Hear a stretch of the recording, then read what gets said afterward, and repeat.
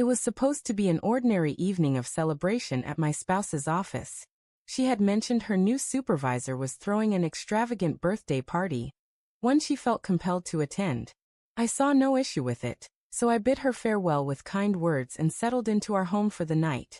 But as the hours crept past midnight and she still hadn't returned, a growing sense of dread began to churn within me.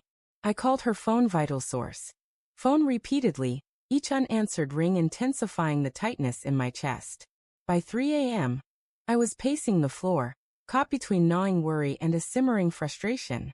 Part of me hoped she was simply caught up in the festivities, perhaps having one too many drinks. Yet a darker instinct murmured that she wasn't alone.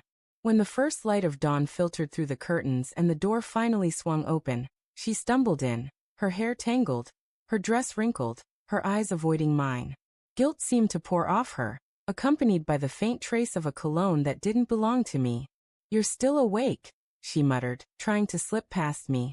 Sleep wasn't an option, I replied, my tone cold as ice. Where had she been? Her explanation was a disjointed tale of the party stretching late, and coworkers coaxing her to stay, but the quiver in her voice exposed the falsehood. I held back from confronting her then.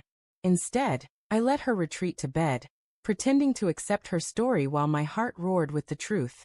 The next morning, while the shower hummed, I grabbed her phone. What I discovered ignited a fire in my veins. Flirtatious messages with her boss, plans carefully woven over weeks, and one message confirming that the previous night had ventured far beyond drinks. It had led to a hotel room. My hands shook, but my rage was steady. When she stepped out, I stood there, her phone clenched in my hand.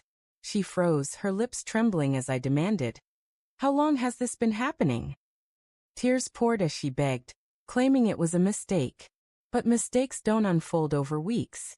She had chosen to betray me, believing I'd stay in the dark. In that moment, I decided her punishment wouldn't just be losing me. It would be losing everything she thought she'd won. I stayed calm, playing the role of a heartbroken husband, while inside, I began to scheme. Revenge, I resolved, would be my path to closure. First, I gathered proof. I took screenshots of her messages, recorded her call logs, and even hired a private investigator for one night to secure undeniable evidence. With this in hand, I met with a lawyer. If she thought she could deceive me without cost, she was about to learn the consequences. At the same time, I reached out to her boss's wife. He too was married. When she saw the evidence, her face paled before flushing with fury. Together, we crafted a plan to unravel their lives, legally, socially, and emotionally. My wife mistook my quiet distance for grief. In reality, I was orchestrating her downfall. A week later, I filed for divorce, attaching every incriminating piece of evidence. She wasn't just shocked, she was broken, realizing she'd walk away with nothing, not even the court sympathy.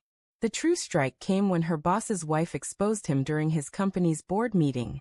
The affair became more than hushed rumors, it was public humiliation. He lost his shot at a promotion, his reputation, and soon his position. My wife's exhilarating affair collapsed alongside our marriage. The night she begged me to reconsider, tears cascading down her cheeks, I met her eyes one final time. "That morning you came home from his party, you thought you'd found excitement," I told her. "Instead, you found the end of everything you had." When the divorce was finalized, I walked away free. She, however, was left with nothing but shame and remorse. Her boss abandoned her to salvage his own life, and she had burned every bridge she'd crossed. She believed she could betray me without facing consequences. My vengeance proved her wrong. As I built a new life, stronger and wiser, she lingered in the ruins of her decisions.